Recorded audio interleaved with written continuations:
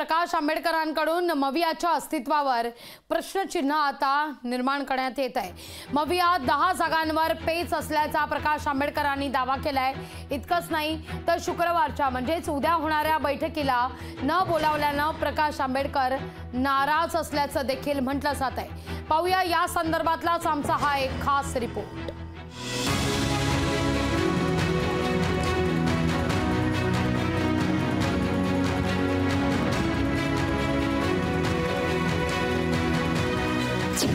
आंबेडकरांकडून मवियाच्या अस्तित्वावर प्रश्नचिन्ह।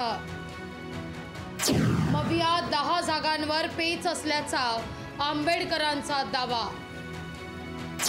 शुक्रवारच्या बैठकीला न बोलावल्यानं आंबेडकर नाराज।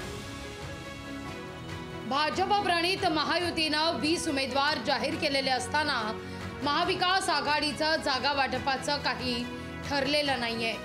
प्रकाश आंबेडकरांचा विचार केला तर महाविकास आघाडीचा अजूनही आकार ठरलेला नाही। महाविकास आघाडीत प्रकाश आंबेडकर आहेत की नाही हेच अजून स्पष्ट झालं नाहीये। महाविकास आघाडीत किती जागा हव्या आहेत हे आंबेडकरांनी अजून जाहीर केलेलं नाही। उलट मवियात 10 जागांवर पेच असल्याचा दावा प्रकाश आंबेडकरांनी केलाय। 10 लोकसभेच्या जागेवरनं मतभेद आहेत। 5 जागेंवरती NCP, काँग्रेस आणि उद्धव ठाकरे यांच्यामध्ये मतभेद आहेत।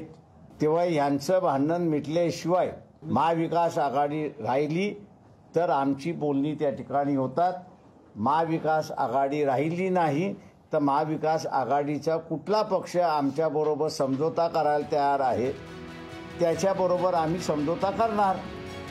महाविकास आघाडीच्या शुक्रवारच्या बैठकीला मवियानं आमंत्रण दिलं नसल्याचा दावा प्रकाश आंबेडकरांनी केला। महाविकास आघाडीच्या अस्तित्वावरच त्यांनी प्रश्नचिन्ह निर्माण केलंय। उद्याची बैठक आहे, त्या बैठकीला तुम्ही जाणार आहात का? निमंत्रण आलंय का? कुठली बैठक? महाविकास आघाडीची उद्या बैठक नाही, आम्हाला निमंत्रण नाही आहे। उद्याच्या बैठकीचं आम्हाला निमंत्रण नाही। दुसरीकडे संजय राऊत यांनी मात्र महाविकास आघाडीच्या उमेदवारांची यादी तयार असल्याचा दावा केलाय। येत्या 2 दिवसात ही यादी जाहीर करणार असल्याचं ते म्हणतात। 48 मतदारसंघाची यादी एकत्र जाहीर। संभ्रम आहे, भीती आहे? अजिबात संभ्रम नाही।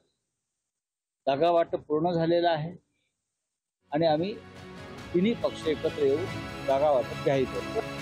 महाविकास आघाडी उमेदवार जाहीर करण्यात पिछाडीवर पडली असली तरी राहुल गांधींच्या भारत जोडो न्याय यात्रेचा फायदा महाविकास आघाडीला होईल अशी अपेक्षा व्यक्त केली जाते।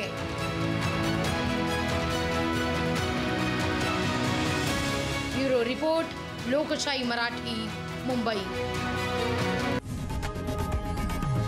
लोकशाही मराठी ऐका, पहा, जागरूक रहा।